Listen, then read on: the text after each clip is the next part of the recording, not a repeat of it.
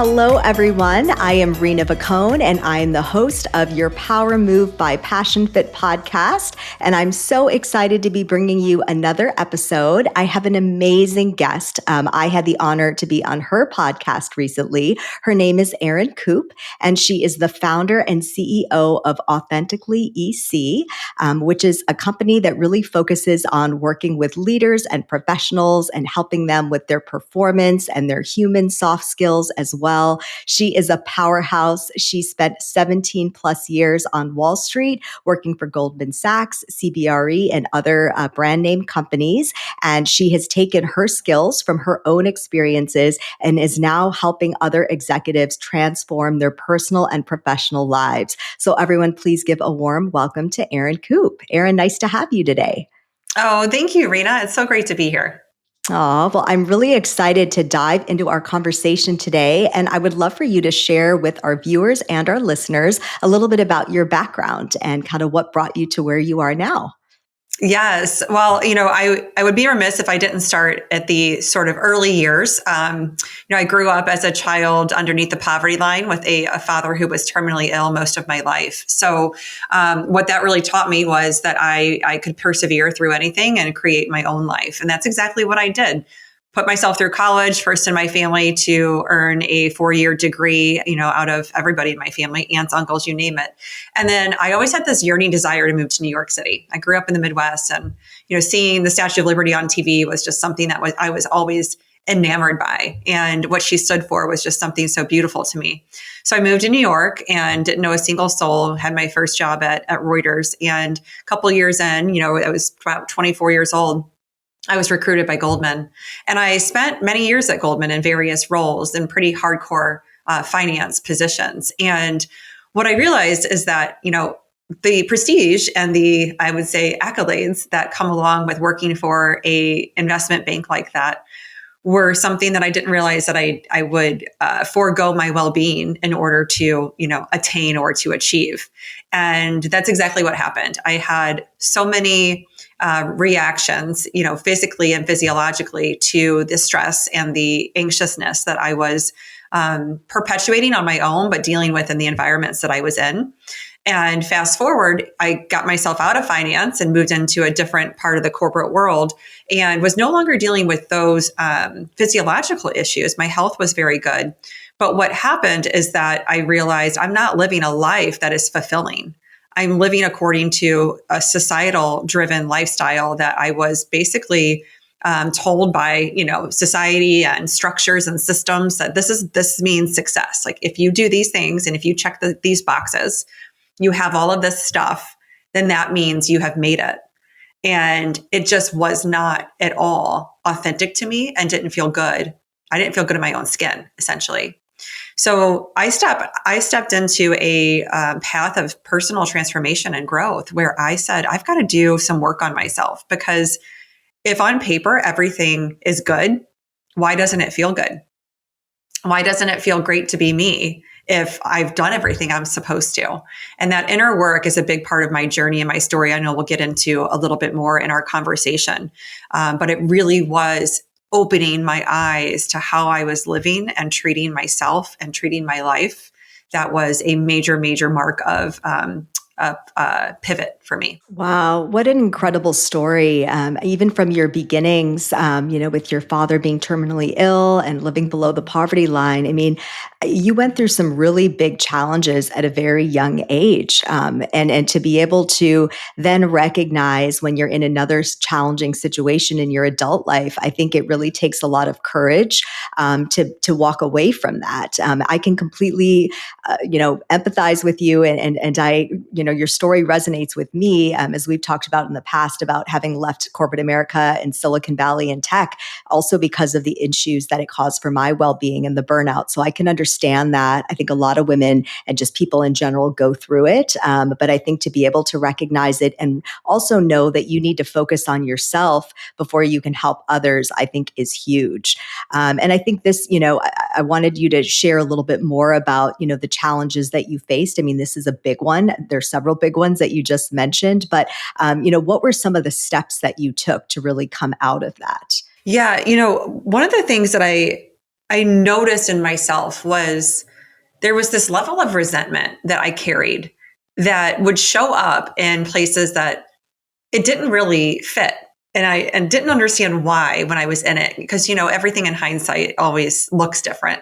But in reality, what was happening is that resentment was a part of me. This anger was a part of me because I never felt like I had space for the things that I wanted to do, or I didn't have time to do the things that actually fulfilled me and that I felt joy from. And so I was in that monotonous sort of rinse and repeat lifestyle, which was just, the same thing every day, going through the motions, working 60-hour weeks, commuting 10 hours a week, being a mom, being a wife, taking care of a home, like all of the things. And I was so utterly exhausted and drained, but I was also choosing to give time and attention to a lot of distractions, a lot of habits that I had built over the years that were no longer serving me. So the first thing that I started to look at was, okay, I'm going to pull back the hood and I'm going to look at where am I actually giving energy, time, and attention to things that do nothing for me, that literally add no value and in fact probably even drain me. So this was things like the 5:30 glass of wine that took the edge off. Well, when my kids were young and I'd get home from school and the nanny would leave and I'd think, oh, I deserve a 5:30 glass of wine to take the edge off. In reality, did I really need that? No. And so why was I choosing it? So I had to start to look at things like that. Now, I still like wine. I do drink wine, but it was just in that time frame, it was like, I don't need that every day. That's just a bad habit. Same goes for news. I mean, the amount of news that I had on just as background noise. And then I had the breaking alerts coming into my emails. And then I would see it online and I'd read articles online. And I realized, geez, there's so much of this negativity that is taking up space in my head. And that is a complete distraction. It was also just a bad habit. I didn't need to have that on all the time. On top of that, I would say there were things like in my evenings. Okay, was I watching Netflix 5 nights a week? Well, couldn't I just do something different? Could I read? Could I journal? Could I take a salt bath, take a walk? Like there was all these other things that I was telling myself I didn't have time for, but I was not being truthful. I had time for them. I just didn't want to change my ways of being that had become so habitual. And that's why I was ultimately very drained. So the big piece of it initially was looking at what I needed to cut out in order to start to put things in that were actually going to bring me joy and fuel me. Yeah, it's really interesting when you were talking about the resentment in the beginning. I feel like you probably felt a lot of pressure being the first in your family to go to college. You probably felt like you needed to have a stable job, once you had your own family to be able to provide for your kids. So I can understand that that would cause that resentment, but it's great that you had that self-awareness and then you really took a deep dive into your habits. I think that's one of the biggest things that sometimes we just get so in the daily grind of things that we don't even realize that we're doing things that are detrimental to our mental health, to our overall well-being, and of course, our physical health as well. So I think that's really interesting that you highlighted some of the things that I think we can all relate to, right? Watching Netflix too much, being on our phone, consuming negative news or consuming things in our bodies that may not be, the best for us all the time. So I think that's really powerful. And what would you say was through this whole time, what was the most pivotal year in your life? I would imagine when you were making this transformation, it might have been that year or maybe a different year in your life. But, what would be so significant about that year and how did that really change your life? Yeah. So, I believe that we're always on this journey of evolving and a journey of becoming, right? So we're always, we don't reach perfection. We're always growing. There's always opportunities to learn and to shift and to change.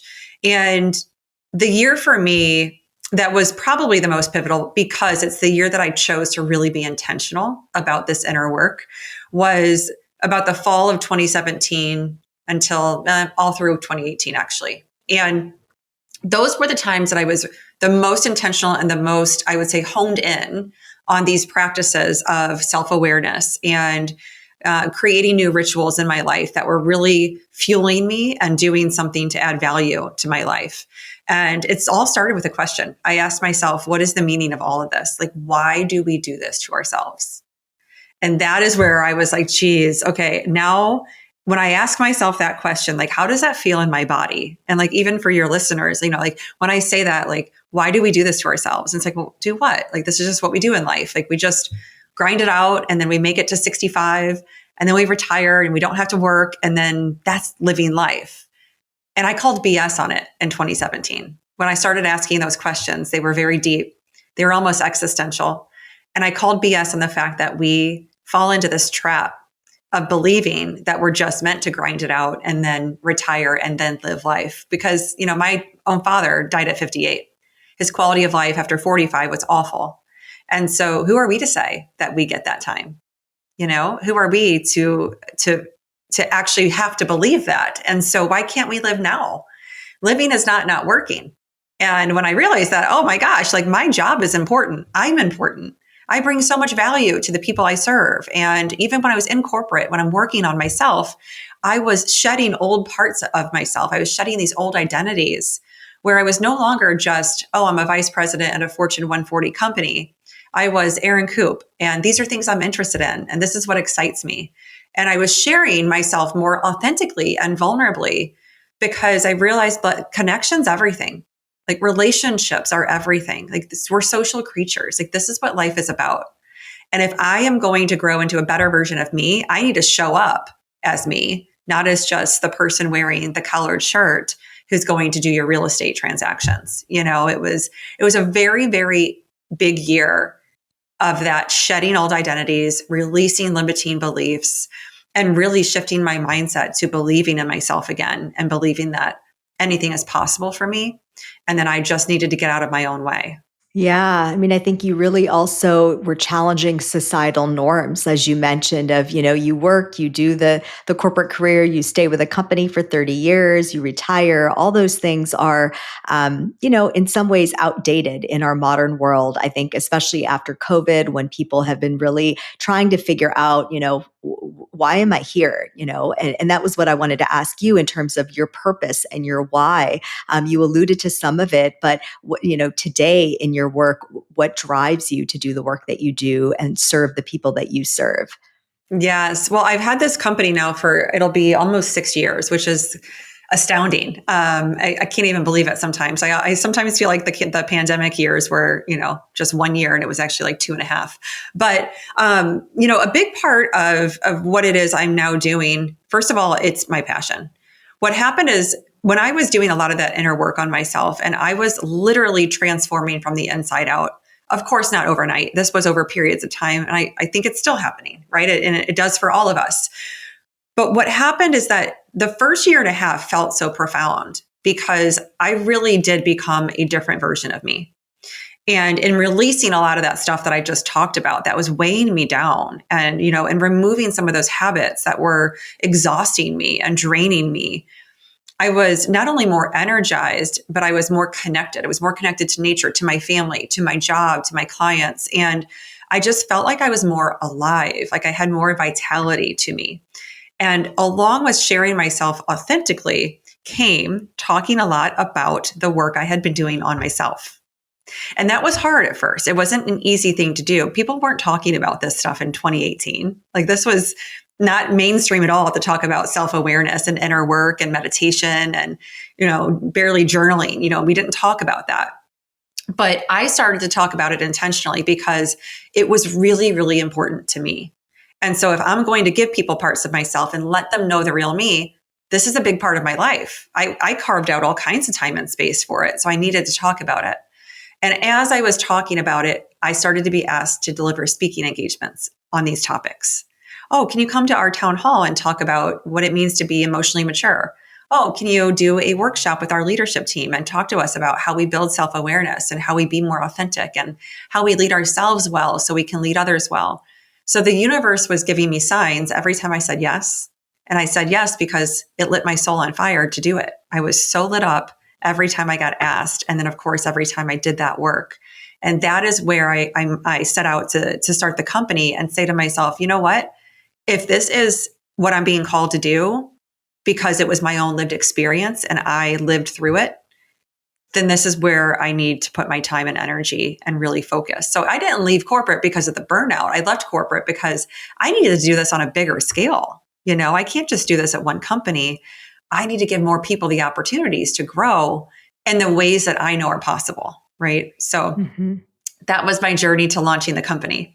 Yeah, I mean, I think it just goes to show that transformation can happen for anyone at any stage in life, right? Any time in their life. And I think that's where so much of your journey resonates with me. I feel like we've lived parallel lives. And I agree, when I've been asked to speak to different organizations about my story as well, I think people want to hear those stories because people want to be able to relate and to feel like they're not alone. And I think if we present ourselves in such a way where everything's perfect and we're moms and professionals and we launch these great companies and it's been a smooth ride.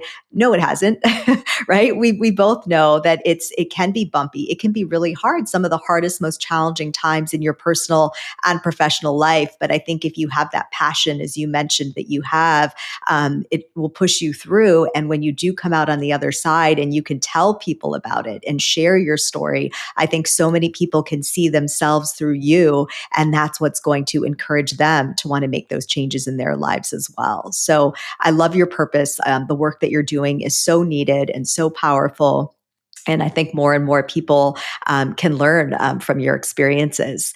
As you know, Erin, this podcast is called Your Power Move. And the concept is really all about, when we have those tough days, when we just feel exhausted and burnt out, and we just don't feel like getting out of bed in the morning or whatever it might be, what are the things that we can do? Each of us has our own unique things in different areas of our life that can motivate us. It's that first single step that can really help us to get motivated to then continue, whether it's with a project, whether it's with something for our health and fitness, or our family, our relationships, or other things. And once we get going, then we can really kind of see our peak performance. We can see that potential coming out and really, be our best selves. So for you, what would you say? You can pick whatever areas of your life are most relevant. And I think in the beginning, you shared some of the things that you took out of your life that were no longer serving you. So what are the things that you do, those first steps when you're not feeling motivated?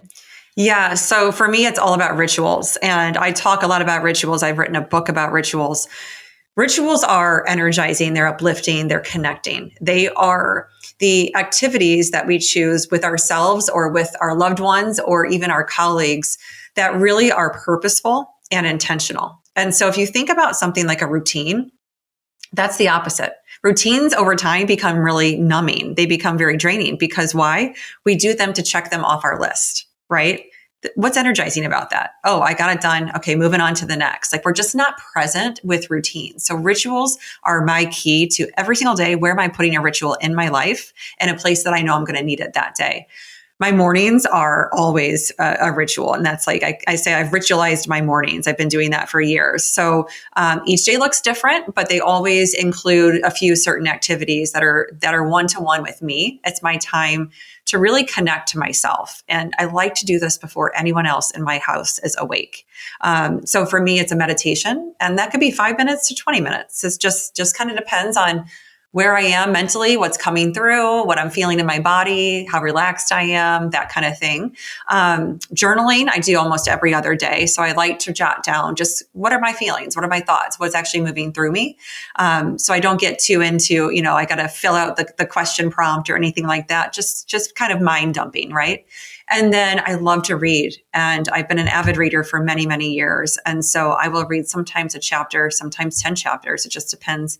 What time did I get up that day, right? Was it 5 a.m.? Was it 5:45? It depends on how much time I've got. And then I mindfully make my coffee. I actually brew my own coffee. This was something I started a little bit before COVID, actually.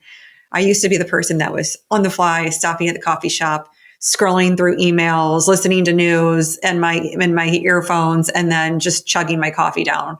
And I switched that up years ago to say, I'm going to actually brew my coffee and just stand there for the 4 minutes that it takes and just allow myself to be present. And that is a part of what that ritualized morning looks like for me. I love that. That's such a unique, special thing that you do for yourself every morning. And I love what you said about, every day looks different. I think that is a key point that I hope everyone that's listening and watching hears is that when you do have power moves or you have those rituals or those habits, it's not going to always be exactly the same every day because we're human and life is chaotic. It's busy. Sometimes it's calm.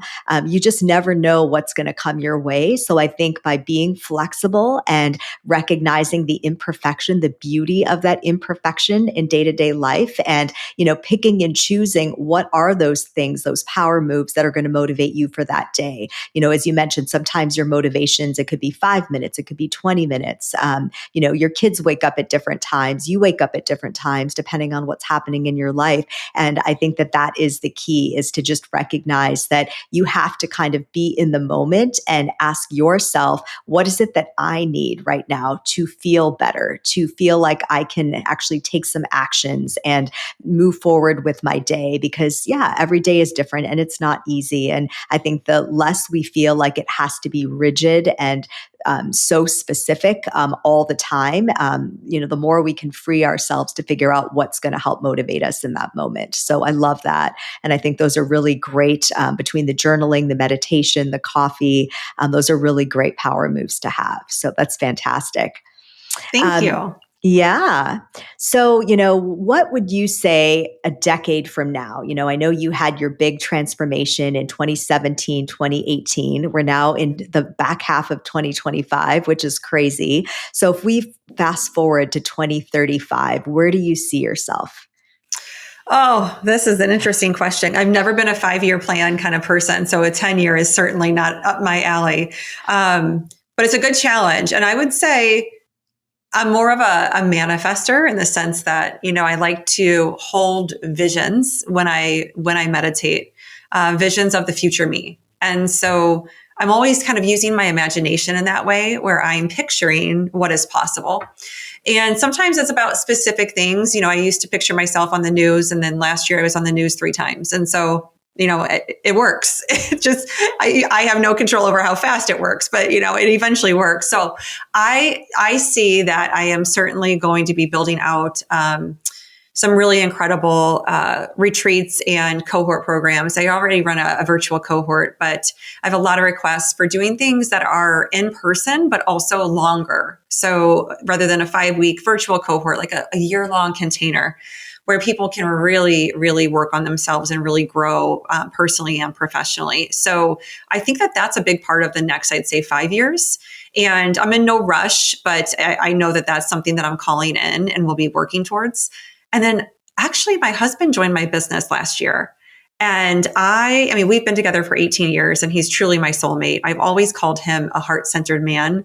And he didn't fully understand what that meant until about 6 months ago. And so it's really neat to see his evolution. I never thought that we would be in a business together ever. That was never my goal with launching my company. And he came to me a couple of years back and said, I really want to join your business. It's so purposeful.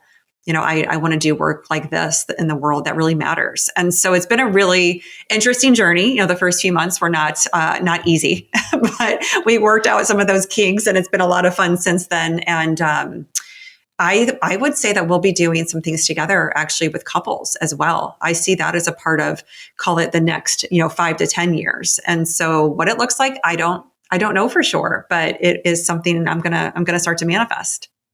I love that. My husband's my CFO. He works full time in There tech, you but go. I know what Yes. that's like. Yeah, and it's great. It's great to do projects together and to grow together. I think that's the longevity of your marriage speaks to that, right? When you can both have your own transformations and growth, but do them in ways that are complementary to each other. I think that is huge.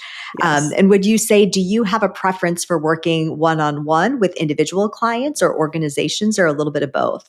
Yeah, so I don't really work one-on-one with many people. So I take about 5 people at a time. And so it depends. Sometimes that's 5 people in one company. Other times it's just individuals that find me through referrals. And so I do one-to-one coaching. I'm very specific that it is not executive coaching. So I don't use a particular style from a certification or anything like that. I bring in a lot of other modalities. I'm a certified Reiki master, so I can bring that in, remotely. A lot of things I do are about that inner self and really aligning the person's energy to the life they're living. And so it's very, very deep work, and it's energetically pretty taxing on me, which is why I don't do a ton of the one-to-one. I do a lot of group coaching. So I go into companies and work with teams and do it that way. And then I have my private cohorts as well. And then a ton of speaking. I mean, my speaking engagements are a big part of my business. So a lot of energy there. Yeah, that's fantastic. And as you mentioned, you are an author as well, and you recently wrote a book called I Can Fit That In. So maybe take some time to tell our viewers and our listeners a little bit about your new book. Oh, thank you. Yeah. So it's I Can Fit That In, how rituals, not routines, transform your life. So obviously they got to hear me talk about rituals and the importance of them and how much they've really transformed my life.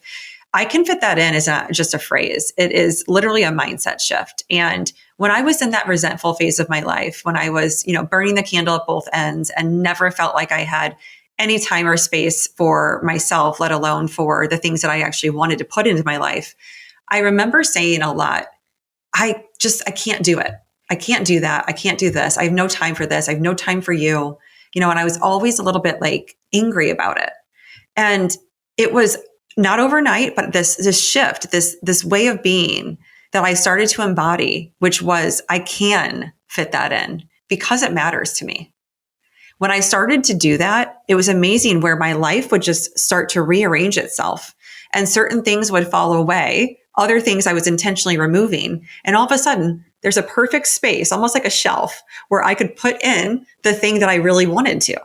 And so, oh my gosh, why not teach people that if you can change your mindset? And I give people the framework essentially to help them do that. I can't do it for them, but I can help them through self-awareness actually do that. If you can change your mindset from I can't, or I don't have time, or it's never going to happen for me, into I can do that, I can fit that in because that matters to me. It's incredible how much your life will transform. And so I go through the book, and part 1, all through the self-awareness practices that it takes to shift the mindset. And then part 2 is all about designing your own rituals because they're unique to you and they're yours forever, and you can evolve them whenever you want to. Like you said, they're not rigid. And then part 3 is how this actually transforms your environments and your teams at work.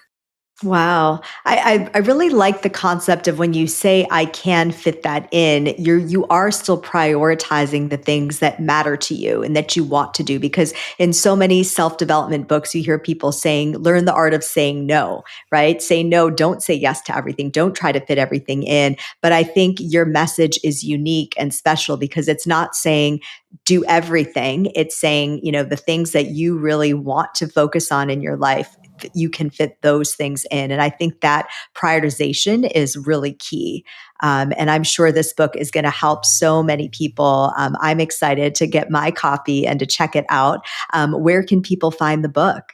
Yeah. So on my website, which is erincoupe.com, erincoupe.com, and you'll see all kinds of, on the homepage, all kinds of places to order it, or just go to the book page, which is right at the menu. Wonderful. And we'll have all of this in the show notes as well. And yeah, I mean, as a fellow author, I always love asking for you, what was kind of the most challenging part of writing the book and what was the most rewarding? Oh, I actually feel like the entire process was pretty challenging. Getting started was probably the most challenging. I was doing so much mind mapping and just brainstorming, and I felt like I had ideas everywhere. And I had started to type the book several times in the last 3 years before actually committing to it.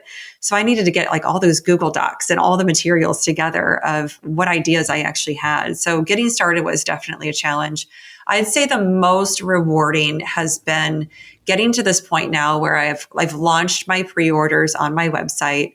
The book is officially available November 5th in retailers. So I'm kind of in this sweet spot for a couple of months where I get to ride that momentum and excitement around people buying the book, people bringing it into their companies, some of the speaking engagement opportunities that are coming up. So I think this is definitely like the part that I'm the most excited about.